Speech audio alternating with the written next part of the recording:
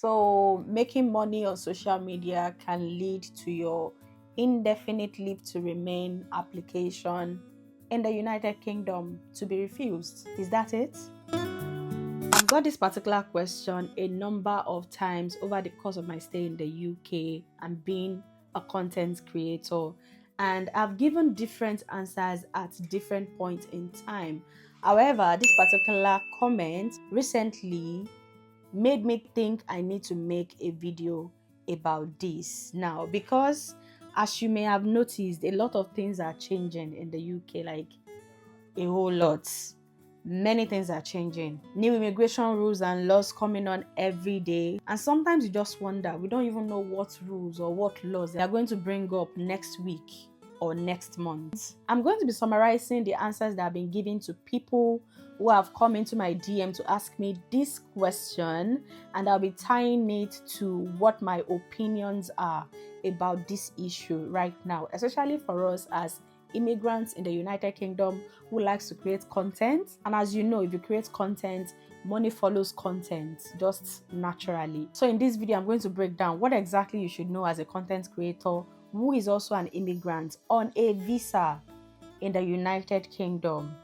What you should know, what you should be doing, what you should stop doing. And before I proceed, these are purely my opinion and they are gotten from my personal experience and from the articles that I've read from the government website and other legitimate websites online. So if you need legal advice, please feel free to seek legal advice. In this particular video of mine, I talked about what ILR is and the things that you need to take note before applying for your indefinite leave to remain, also known as ILR. So basically, there are different rules for different people depending on the type of visa that you hold.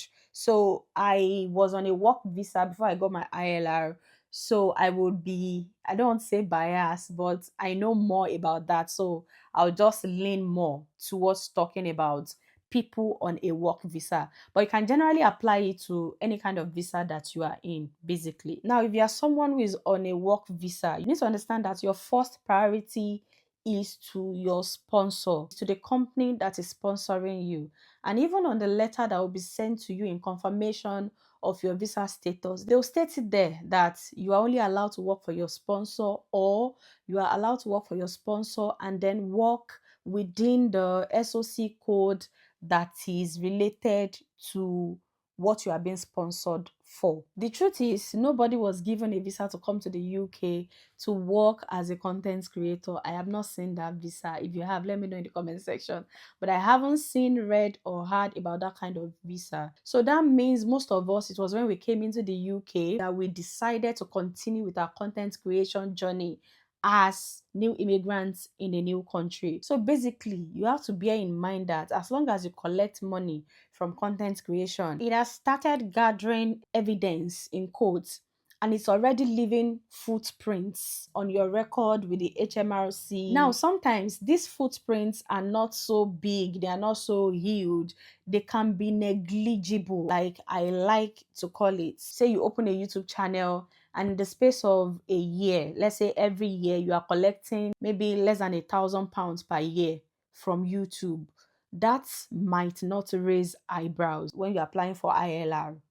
But if your channel got so big, or your TikTok or your Facebook, or any other social media platform that you are on, it got so big, so recognized, and now you start collecting 500, 600, 400 per month. Now if you calculate that over the course of a year, that's going to 5k per year. And even apart from that, in the past year, the HMRC has noticed that a lot of people are making money online, and they've included multiple businesses. They've added more lists to the list of the things that you must pay tax on. They call something the side hustle tax, which basically means that if you are earning up to £1,000 from your side hustles or as extra income, you need to let HMRC know to avoid any tax surprises. Now, that is by the way, because we are immigrants and you probably are on a visa, you need to be extra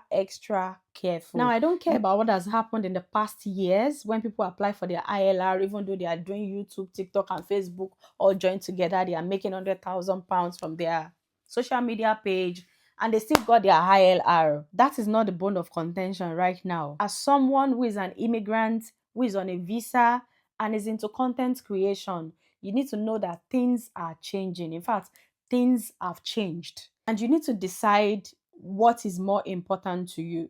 So let's say you are earning 100 grand a year from social media platforms. You can say, oh, I prefer that to, getting my ILR in the UK. So when it's time for ILR, if they give me, fine. If they don't give me, fine. But I'll continue to make my money off social media. Then you are good.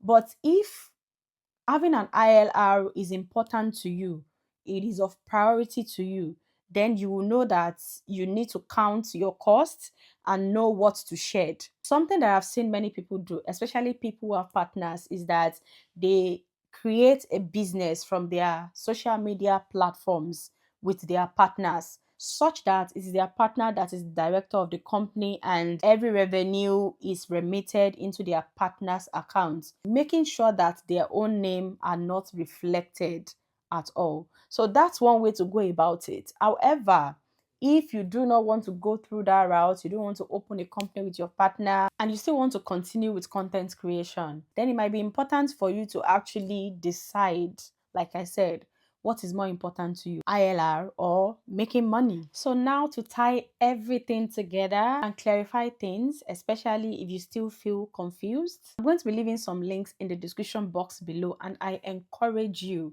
to click through each of those links and read them in depth. Like, if this is really important to you, take time to read, because sometimes it's good to listen to what people have to say, but it's better to read and confirm things for yourself. And like I said, immigration laws and rules are getting more serious now. So what may have been negligible for somebody 2-3 years ago may not be negligible for you this year or the coming year. So it is important to understand what your own visa term states and act accordingly. So really, if your visa prohibits self-employment, then it would be good to team up with your partner and get it sorted so that your own name is not reflecting on it. And when you are doing the social media thing, you are just doing it as a volunteer. If your own visa type, on the other hand, encourages self-employment, then you know that you need to start declaring your income, especially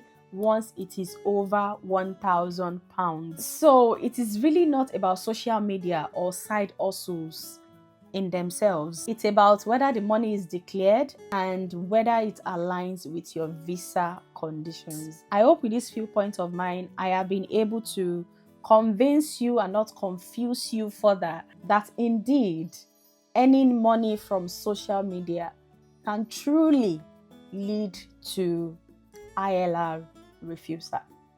Thank you so much, guys, for watching. Please leave me comments below. Let me know your thoughts in the comment section. Like this video and make sure you share this video with somebody. And if you are curious about what the terms and conditions of indefinite leave to remain are for someone who is on a work visa, I suggest that you watch this video and I'll see you right there.